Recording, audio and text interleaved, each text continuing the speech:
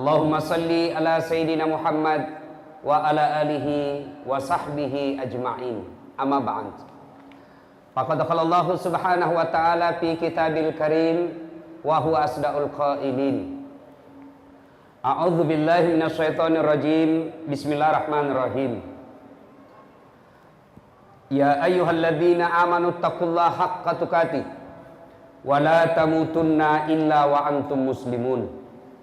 Wahai orang-orang yang beriman, bertakwalah kalian kepada Allah dengan sebenar-benarnya takwa, dan janganlah kamu mati kecuali dalam keadaan beragama Islam.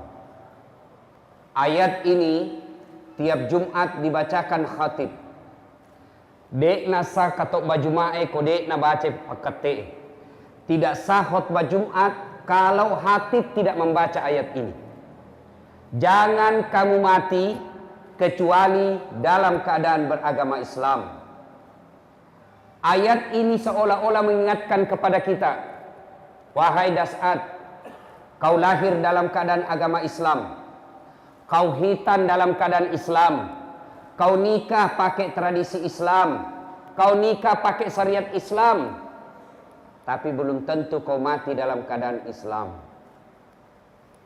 Allah ingin ingatkan kepada kita, hati-hati kalian orang Islam, kamu mengaku Islam tapi belum tentu matimu Islam. Insya Allah kita tidak akan mati dalam keadaan berzina. Insya Allah kita tidak akan mati dalam keadaan berjudi. Lagi sabung ayam tiba-tiba ada penggerebekan, ditembak sama polisi, kakinya ditembak, kepalanya nak kena. Insya Allah kita tidak akan mati dalam keadaan mencuri. Tapi yang bisa membuat kita mati dalam keadaan kafir, habis memakan makanan haram. Contoh gini ya, contoh. Jual bensin botolan. Nah tulis bensin murni, padahal nak campur minyak tanah. Begitu ditanya, kenapa kau bilang bensin murni, nak kau campur minyak tanah? Apa nak bilang? Kan istriku namanya murni, jadi ku tulis bensin murni. Pedagang penipu. Apalagi contoh gini ya, contoh, jangan marah, contoh. Ada anak sekolah buru-buru pergi kampus, buru-buru ke sekolah, dia langgar rambu lalu lintas, dikejar sama polisi, kasih singgah sama polisi. Pur. Kau melanggar, kenapa kau langgar rambu-rambu? Kau tidak lihat? Saya lihat ji pak. Kenapa kau langgar? Saya tidak lihat ki. Ini pasal 250.000 denda. Bayar kok. Nah bilang ini anak SMP deh, ada uangku pak. Ini 50.000 ji. Coba buka dompetmu. 50 ji pak. Sini 40. Ambil mako 10.000. Pacet om, polisi ambil anak sekolah. Masa ada begitu toh? Biasa ada begitu. Sudah. Dia pergi makan coto. Makan coto lah dari uang itu tadi yang rahasia di jalan. Pas keluar makan coto, disambar, kena sempoyongan. Kenapa? Dia makan coto 248. 2 mangkok coto 48 ketupat. Kenapa? Ketupat ada gratis. Pas tabrak motor, mati. Mati kafir ini orang. Kenapa? Ada barang haram dalam perutnya. Siapa lagi? Contoh gini ya, contoh ji. Jangan marah, contoh. Anak muda, anak gaul, beli lempox. Pernah saya baca di koran, ada juga saya beredar di medsos, di Berau, didapat itu anak sekolah mah pox, lempox, nah campur lentikus. Ilaha ilah, dongo nutu. Kenapa lemkor? Sedikit lagi dah campur lem Korea. Campur mako lem Korea dan tidak bisa membuka bibirmu. Habis minum ballo, vodka, whisky, Jennifer, Donald, topi miring, lempox, mabok, ngambil motornya.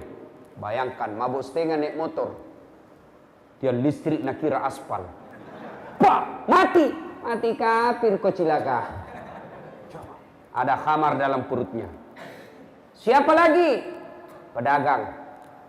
Ada pedagang di sini? penjual kain atau penjual ikan. Asli jin ya nemu. Wah, asli. Berapa harganya? 100.000. Deh, kurang-kurangi. Itu lagi 100.000 aku kasih kau modal karena sama-sama ke orang Bugis.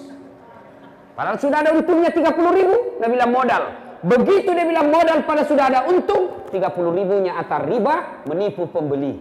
Haram. Maka hati-hati kita yang suka makan barang haram. Itulah sebabnya Allah selalu ingatkan kita, wala tamutunna, dan jangan kamu mati illa kecuali wa antum muslimun, dalam keadaan beragama Islam. Wa qala idzan, Allah kemudian berfirman, bismillahirrahmanirrahim, ya ayyuhalladzina amanu dukhulu fis-silmi kaffatan wa la tattabi'u khutuwatis syaitan innahu lakum adu mubin. Wahai orang-orang yang beriman, masuklah engkau ke dalam Islam secara sempurna. Jangan Islam pencitraan, jangan Islam karena mau pilih caleg.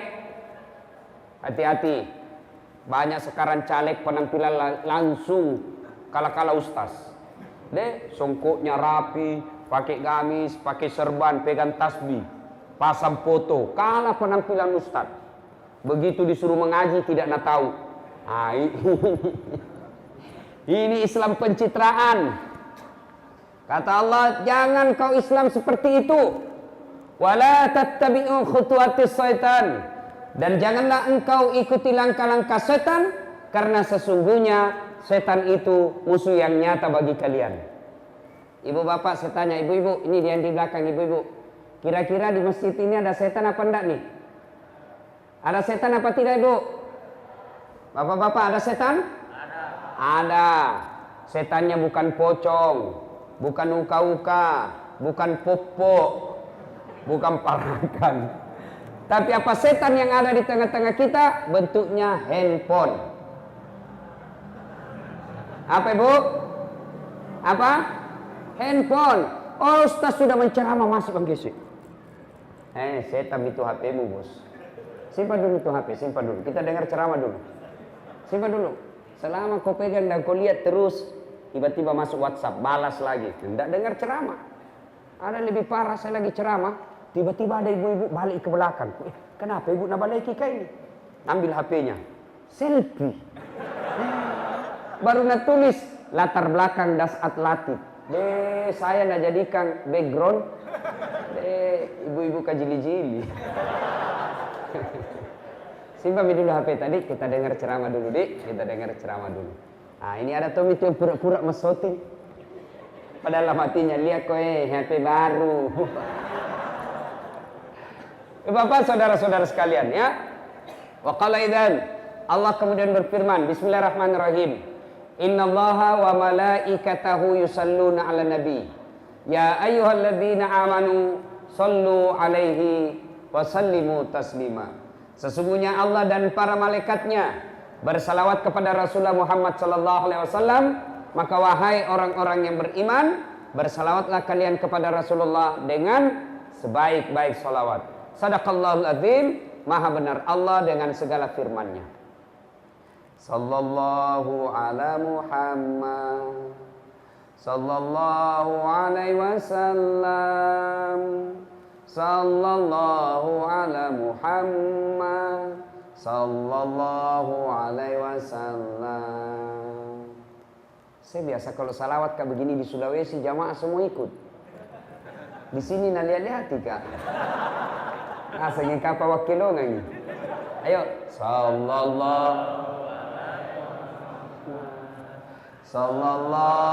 alaihi wasallam. Sallallahu ala Muhammad sallallahu alaihi wasallam. Kan jangan malas salawat. Kita biasa salawat. Saya salam. Salam. Pada cengi capo. Sallallahu ala Muhammad sallallahu alaihi wasallam. Sallallahu ala Muhammad sallallahu alaihi wasallam. Ibu bapak, saudara-saudara sekalian, yang insya Allah dimuliakan dan dirahmati oleh Allah Subhanahu wa Ta'ala. Suatu ketika di Madinah sangat panas. Begitu panasnya, tidak ada orang yang keluar dari rumahnya. Cok pengasing, sembunyi semua di rumah. Kenapa? Takut dengan sengatan matahari. Dalam keadaan panas itu, tiba-tiba keluar rumah seorang manusia, berlari-lari kecil, lari dia. Kenapa? Takut kena matahari. Menuju ke masjid. Siapa dia? Tak lain adalah Abu Bakar Siddiq. Datang ke masjid. Selang beberapa saat, keluar rumah lagi seorang manusia, juga berlari-lari kecil. Kenapa? Dia takut sengatan matahari, maka dia lari supaya tidak lama kena matahari. Lari kemana? Juga ke masjid. Tak lain adalah Umar bin Khattab. Sampai di masjid, Umar berkata, "Assalamualaikum warahmatullahi wabarakatuh ya Abu Bakar." Abu Bakar menjawab, "Waalaikumsalam warahmatullahi wabarakatuh ya Umar." Umar bertanya, Abu Bakar, siang-siang begini tidak biasanya kau di masjid. Kenapa kau ada di masjid ini? Abu Bakar berkata, "Saya lapar di rumah, saya panas di rumah, maka saya datang di masjid. Daripada saya cuma lapar dan panas di rumah, mending saya datang di masjid, lapar, panas, dapat pahala." Begitu? Ya. Lalu Abu Bakar balik bertanya, kau juga Umar? Kenapa kau ada di masjid? Tidak biasanya siang-siang begini kau di masjid. Ada apa gerangan? Umar menjawab, sama dong. Saya juga panas kak. Madu puto kak? Maka saya datang di sini. Akhirnya dua manusia pilihan ini, Abu Bakar Siddiq, Umar bin Khattab, melanjutkan zikirnya di masjid. Selang beberapa saat, keluar rumah seorang manusia. Tidak lari, dia jalan santai saja. Kemana beliau jalan, di situ ada awan melindunginya. Beliau ke kanan, awan juga ke kanan. Beliau ke kiri, awan juga ke kiri. Tidak pernah disentuh matahari secara langsung. Kenapa? Allah melindunginya dari sengatan matahari melalui awan. Dia tak lain adalah Muhammad sallallahu alaihi wasallam. Sampai Nabi di masjid, "Assalamualaikum warahmatullahi wabarakatuh." Wahai saudaraku, ini salamnya orang Islam. Salam yang sempurna. Ikhlas, sempurnakan ucapannya. Biasanya kita orang Islam, salamnya tidak ikhlas, tidak sempurna. Apa Jina bilang? Assalamualaikum, salam. Tapi kalau kita terima telepon, salam. Magako, yuk, salam. Apa itu bos? Perjelas. Assalamualaikum warahmatullahi wabarakatuh. Itu salam yang betul. Biasanya kita, ada malah mahasiswaku, dia bilang saja, "Ustaz, assalamualaikum." Masa gitu assalamualaikum? Assalamualaikum. Nangis, kayak tong SMS. Ada juga yang lebih parah, dia bilang saja, aswabar. Apa lagi itu aswabar? Assalamualaikum warahmatullahi wabarakatuh. Jangan, sempurnakan salam kita. Assalamualaikum. Semoga keselamatan bagimu. Warahmatullahi, rahmat Allah menyertaimu. Wabarakatuh, berkah Allah meliputimu. 3 doa di dalamnya. Yang makin ganti-ganti. Selamat siang, selamat malam. Malah yang bingung antara siang dan malam. Akhirnya apa Nabi bilang? Selamat siang menjelang malam. Apa itu? Bikin bingung. Bapak tahu enggak itu artinya kalau saya bilang selamat siang? Tahu artinya? Pak, selamat siang. Tahu artinya itu? Saya doakan selamat siang ini, soal malam tak beraki beca urusanmu. Itu namanya selamat siang. Tidak usah. Maka Bapak Ibu saudara-saudara sekalian, soal salam. Suatu ketika Nabi lagi duduk-duduk, ada sahabat yang datang mengucapkan Assalamualaikum. Nabi menjawabnya, Waalaikumsalam warahmatullah. Nabi lalu berkata, pahalanya 10. Karena dia bilang saja Assalamualaikum. Datang lagi sahabat lebih panjang, Assalamualaikum warahmatullah. Nabi menjawab, pahalanya 20. Datang yang ketiga, Assalamualaikum warahmatullahi wabarakatuh. Nabi menjelaskan, pahalanya 30. Artinya apa? Kalau Bapak tidak bisa memperbanyak amal dengan ibadah-ibadah sunnah, maka perbanyak amal dengan menyempurnakan salam. Assalamualaikum warahmatullahi wabarakatuh. Sudah. Nabi tanya ini 3 orang. 2 orang. Umar, Abu Bakar, kenapa kau ada di masjid siang-siang begini? Umar menjawab, maluku ki Nabi. Lapar kami ini, makanya kami datang di sini. Umar lalu bertanya, Anda kenapa juga ada di sini?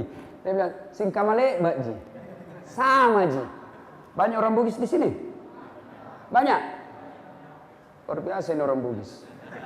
Kemana-mana saya ketemu. Kemarin saya di Bontang, banyak juga orang Bugis. Samarinda seberang, banyak orang Bugis. Saya pergi biduk-biduk, bahasa Bugis orang di sana. Saya pergi Malaysia, Sabah, Sarawak, banyak juga orang Bugis. Begitu saya masuk penjara, banyak juga orang Bugis.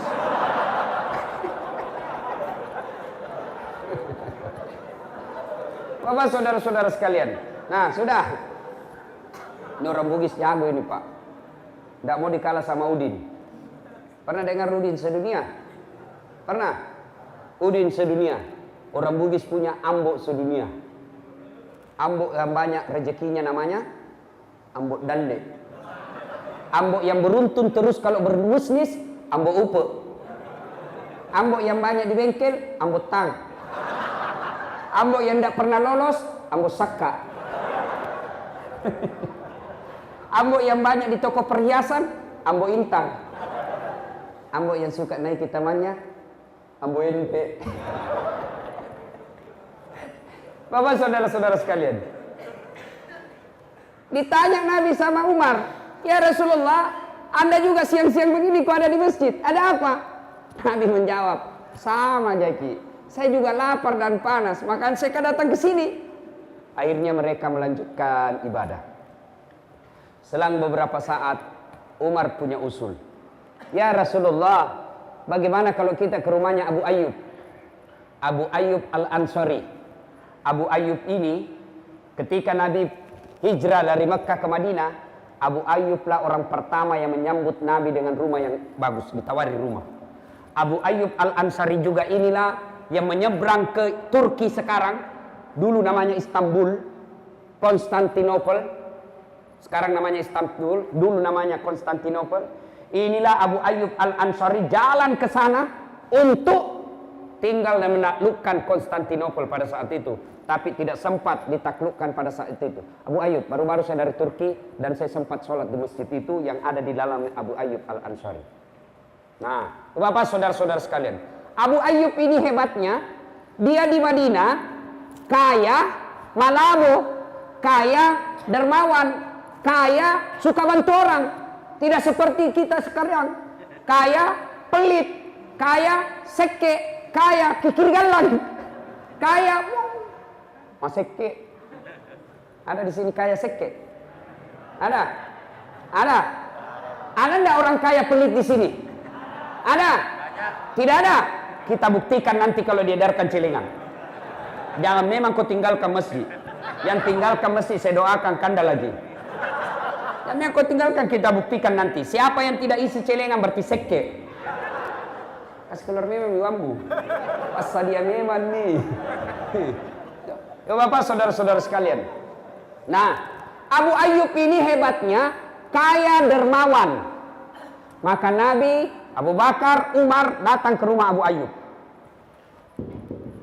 Assalamualaikum warahmatullahi wabarakatuh. Tidak ada jawaban. Ulang lagi. Assalamualaikum warahmatullahi wabarakatuh. Tiba-tiba salam dijawab oleh perempuan. Waalaikumsalam warahmatullahi wabarakatuh. Sini Ki, masuk Ki. Ya Rasulullah. Gembira ini ibu-ibu. Istrinya rupanya Abu Ayyub. Lalu istrinya Abu Ayyub berkata, ya Rasulullah, tamaki mai, masuki. Nabi bertanya, mana suamimu?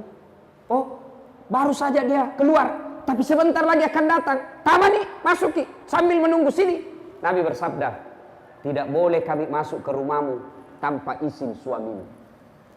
Saya ulang, tidak boleh kami masuk ke rumahmu tanpa izin suamimu. Padahal ini Nabi, manusia pilihan. Tidak mau masuk ke dalam rumah karena tanpa izin suami yang punya rumah. Ini yang banyak dilanggar perempuan sekarang.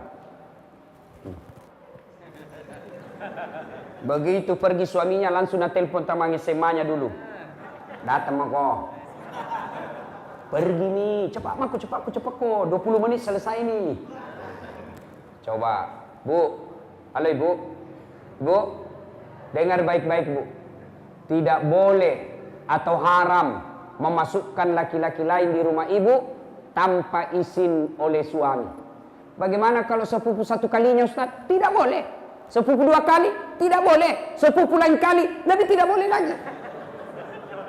Sekarang ini banyak melanggar ini perempuan. Sudah hilang ketaatannya kepada suami. Ini khusus ini sebab ini ibu. Halo ibu-ibu. Ibu. Yang paling banyak sebab ibu-ibu nanti masuk neraka gara-gara tidak taat sama suami. Coba sama istri sekarang. Makutu.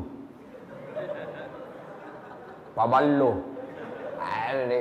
Ada semua itu jenis sedo di dalamnya. Nah kira barangkali tembok itu bukaan. Nah. Kuning, biru, abu-abu, coklat. Kira sudah tahu perhatian istri. Coba. Suaminya disiksa. Baik dia kalau berdandan baru rajin. Ini rajin berdandan malas.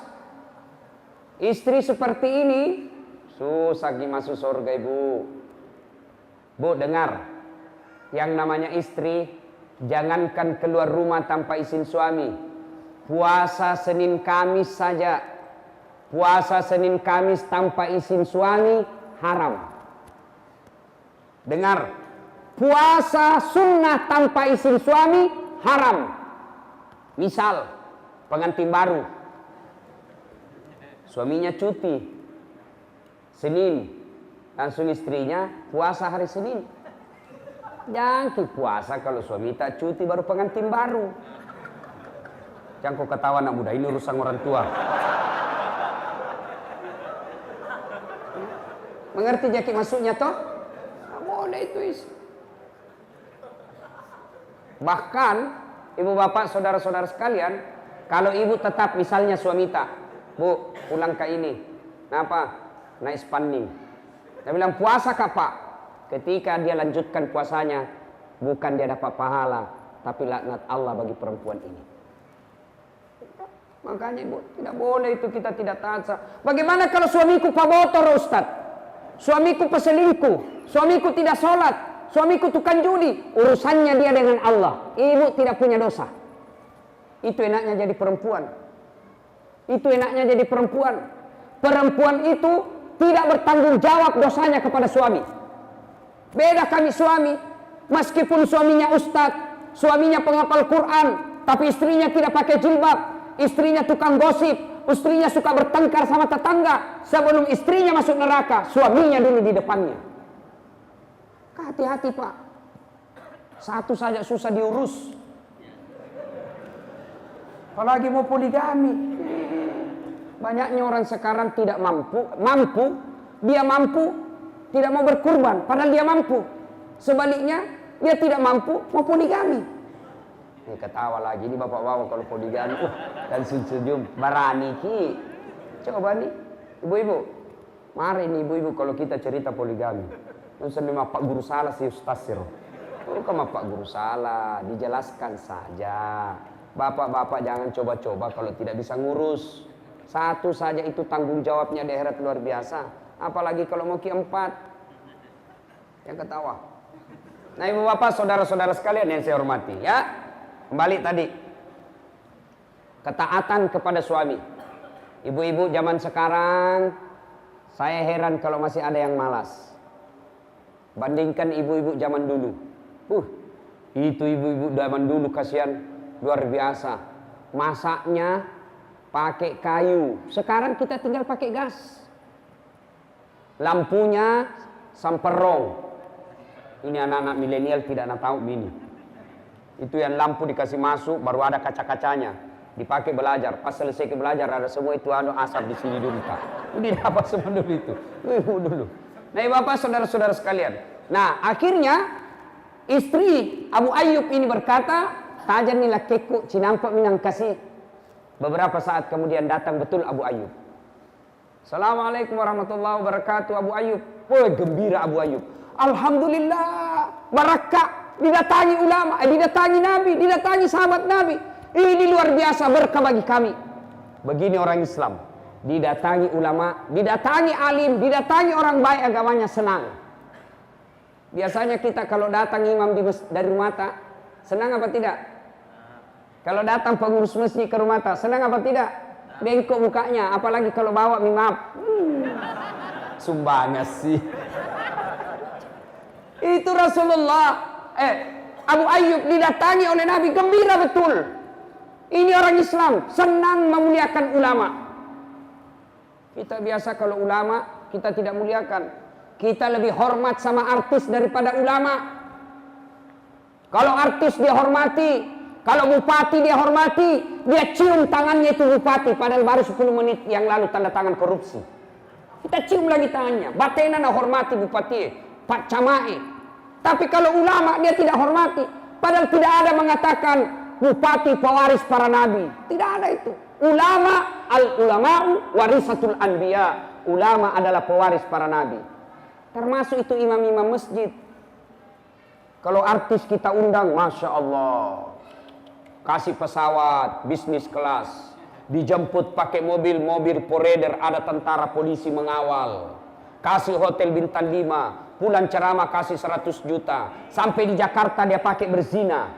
Sekalinya Pak Imam kita butuhkan, nah kiringan nyoje, jemput Pu Imam kasihan naik di ojek, tidak ada lagi stang kaki naik itu ojek. Tak gantung-gantung di kakinya di belakang. Hujan lagi, satu mantel diduai. Beginilah kita sampai midek cek depis tas, cek depi. Sampai lagi di rumah ndak ada kipas. Kepanasan lagi busa-busa kalepak ma barasanji. Sallallahu alaihi Muhammad. Busa-busa kalepak. Begitu selesai mau pulang, ma ilaha illallah. Apa? Nak kasih uang 25.000. Bonyok-bonyok. 25.000 1 jam barasanji. Nah lihat suaminya, kenapa nak 25.000 jika kasih itu Pak Imam? Apa nak bilang istrinya? Tambahin jalan kote di situ 5. Bagaimana nak mau belajar agama kalau nak lihat begitu? Dia mau ke sekolah Ustaz, lihat ke itu jalan kote jina bawa pulang. Enggak tahu, serius orang ini bos. Yang lebih parah lagi itu kadang-kala itu sampai kitab ceramah, apa di dalam dompet, susunan acara. Panitia salah memberi amplop. Bapak saudara-saudara sekalian, ya sudah. Abu Ayyub begitu senang sekali. Kata Umar, Abu Ayyub, kami lapar ini di rumah. Makanya kami datang ke rumahmu. Kamu kan orang kaya. Maka kami datang di sini. Mudah-mudahan ada yang bisa dimakan. Abu Ayyub senang. Dia bilang, tenang maki pale ya Rasul. Sudah diolok. Tunggu mi. Abu Ayyub kemudian ke kebunnya. Kebun kurma. Dia potong itu kebun kurma Pak. Nah bawa sama pohonnya. Bawa sama pohonnya. Ditegur sama Nabi. Abu Ayyub, nah buahnya mau dimakan. Kenapa kau bawa satu pohon? Dia bilang, saya bawakan ke satu pohon supaya kita pilih mana yang kita suka. Ini ada mi semua. Ada yang muda, ada yang masak, ada yang mengkal. Tapi lebawan nih, kayak kata Puji. Subhanallah. Tidak cukup sampai di situ.